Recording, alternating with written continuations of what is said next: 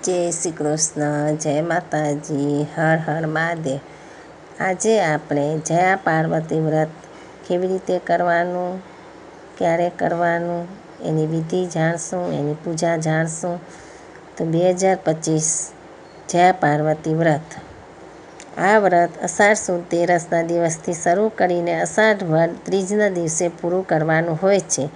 વ્રત દરમિયાન રોજ સવારે વહેલા ઉઠી નાહી ધોઈને મંદિરે જઈ શંકર પાર્વતીની ભક્તિભાવપૂર્વક પૂજા કરવી। ત્યાર પછી એકટાણું કરવું, એમાં ગોળ અને મીઠા વગરનું ભોજન લેવું। છેલ્લા દિવસે જાગરણ કરવું। આ વ્રત કરવાથી સંતાન સુખ તથા સૌભાગ્ય પ્રાપ્ત થાય છે। કોઈ એક ગામમાં બ્રાહ્મણ અને બ્રાહ્મણી રહેતા હતા। બ્રાહ્મણનું નામ સત્યવ્રત હતું અને બ્રાહ્મણીનું નામ સત્યવતી હતું।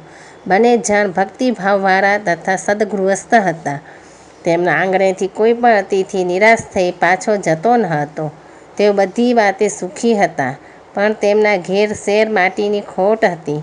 આથી બ્રાહ્મણ બ્રાહ્મણી અંતરથી દુઃખી રહેતા હતા। એક દિવસ નારદજી એમને ત્યાં જઈ પહોંચ્યા। બ્રાહ્મણ બ્રાહ્મણીએ તેમની પ્રેમપૂર્વક આદર સત્કાર કર્યો। તેમનું આતિથ્ય સ્વીકાર્યા પછી નારદજીએ તેમના ક્ષેમ કુશળ વિશે પૂછ્યા કરી। તેના જવાબમાં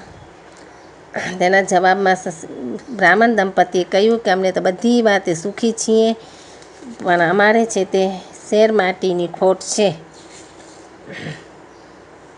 આથી અમારું આંગણું ખાલી છે અને અમારા આંગણમાં કંઈ કિલકિલાટ થાય એવા કોઈક અમને ઉપાય બતાવો। એ વાત અમને કઠે છે, માટે કૃપા કરીને આનો કોઈ ઉપાય હોય તો અમને જણાવો। નારદજીએ કહ્યું, હે સત્યવ્રત, આનો પણ ઉપાય છે। જો સાંભળો, તમે બંને જણ અહીંથી દક્ષિણ દિશામાં જાઓ। ત્યાં ઘાટ જંગલમાં એક અપૂજ શિવલિંગ તમને જોવા મળશે। ઘણા વર્ષોથી કોઈ તેમની પૂજા કરતું નથી, એટલે અપૂજ શિવલિંગની પૂજા કરવી એ બહુ ઉત્તમ ગણાય છે। ત્યાં જઈને તમે બંને જણ એક ધ્યાનથી ભક્તિભાવપૂર્વક તેની પૂજા કરજો। શિવ પાર્વતી તમારું દુઃખ જરૂર દૂર કરશે। એમ કહી નારદજી ત્યાંથી ચાલ્યા ગયા। બીજે દિવસે બ્રાહ્મણ અને બ્રાહ્મણીએ દક્ષિણ દિશા તરફ પ્રયાણ કર્યું। ચાલતા ચાલતા તેઓ સાંજ પડી અને જંગલમાં આવી પહોંચ્યા। ત્યાં તેમણે એક અહવાવરું શિવ મંદિર જોયું। નારદજીના કહેવા પ્રમાણે તેમાં એ શિવલિંગ અપૂજ હતું। આથી બ્રાહ્મણ અને બ્રાહ્મણીએ ત્યાં રહીને શિવજીની પૂજા કરવાનું નક્કી કર્યું। સત્યવ્રત અને સત્યવતી રોજ સવારે વહેલા ઉઠી નાહી ધોઈને ભગવાન શંકરની સેવા પૂજા કરવા લાગ્યા। આમને આમ ઘણા વર્ષો વીતી ગયા, પણ પ્રભુ પ્રસન્ન ન થયા। આથી પતિ પત્ની મૂંઝાવા લાગ્યા કે શું અમારી ભક્તિ નિષ્ફળ જશે? પ્રભુ અમારી મનોકામના પૂરી નહીં કરે? એક વખત સત્યવ્રત ફૂલ વીણવા ક્યારનો ગયો હતો, પણ પાછો ન ફર્યો, એટલે સત્યવતીને ચિંતા થવા લાગી।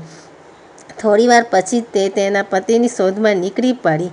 એક ઝાડ પાસે આવીને તેણે જોયું તો તેનો પતિ મૃત અવસ્થામાં પડ્યો હતો। તેના પતિની આવી કરુણ દશા થયેલી જોઈ તે ચોધાર આંસુએ રડવા લાગી। એટલામાં ફરતા ફરતા પાર્વતીમાં ત્યાં આવી ચડ્યા। તેમણે સત્યવતીને રડવાનું કારણ પૂછ્યું। તેના જવાબમાં તેણે પોતાનો પતિ સર્પદંશથી મૃત્યુ પામ્યો એ હકીકત કહી સંભળાવી। માતા પાર્વતી તેને આશ્વાસન આપતા કહ્યું, બહેન, તું જરાય ચિંતા ન કરતી, હું હમણાં જ તારા પતિને સજીવન કરી દઉં છું। એમ કહી પાર્વતીએ સત્યવ્રતના શબ પર પાણી છાંટ્યું। આથી તે તો આરસ મરદી બેઠો થઈ ગયો અને સાક્ષાત માતાજીને પોતાની સામે ઊભા રહેલા જોઈ તે તેમના પગે પડ્યો। બ્રાહ્મણી પણ તેમને પગે લાગી। ત્યાર પછી પતિ પત્નીએ પોતાની પુત્ર પ્રાપ્તિની ઝંખના માતાજીને કહી સંભળાવી। તેના જવાબમાં પાર્વતીજી બોલ્યા, તમે જયા પાર્વતીનું વ્રત કરો તો તમને સંતાન સુખ પ્રાપ્ત થશે। માતાજીએ વ્રત કેવી રીતે કરવાનું સત્યવતીએ પૂછ્યું। પાર્વતી માએ કહ્યું, આ વ્રત અષાઢની અજવાળી તેરસથી શરૂ કરીને અંધારી ત્રીજે પૂરું કરવાનું હોય છે। એ દરમિયાન ગોળ અને મીઠા વગરનું ભોજન એકવાર જમવાનું હોય છે। છેલ્લા દિવસે જાગરણ કરવાનું હોય છે। એ વખતે શિવ પાર્વતીની સ્તુતિ, ભજન, ગરબા વગેરે ગાઈને જાગરણ કરાય છે। આ રીતે 20 વર્ષ સુધી આ વ્રત કરવું અને દર 5 વર્ષે 1 અથવા 5 સૌભાગ્યવતી સ્ત્રીને ભોજન કરાવી યથાશક્તિ વસ્ત્ર અને સૌભાગ્ય ચિહ્નો આપવા। આ પ્રમાણે વ્રત કરવાથી નિસંતાન સ્ત્રીને સંતાન પ્રાપ્ત થાય છે અને સ્ત્રીનું સૌભાગ્ય અખંડ રહે છે. આમ કહી પાર્વતી અંતર્ધ્યાન થઈ ગયા. સત્યવ્રત અને સત્યવતી વ્રતની વિધિ સાંભળી પોતાને ઘેર પાછા ફર્યા અને જયા પાર્વતીનું વ્રત કરવા લાગ્યા. વ્રતના ફળરૂપે થોડા સમય પછી તેમને ત્યાં પુત્ર રત્નનો જન્મ થયો. આથી પતિ પત્ની ખૂબ ખુશ થઈ ગયા અને પુત્ર સાથે બાકીનું જીવન સુખ ચેનથી પસાર કરવા લાગ્યા. જયા પાર્વતી વ્રત જેમ સત્યવ્રત અને સત્યવતીને ફળ્યું તેમાં વ્રત કરનાર, સાંભળનાર તથા વાર્તા કહેનાર, વિડીયો જોનાર હર કોઈને ફળજો. હર હર મહાદેવ.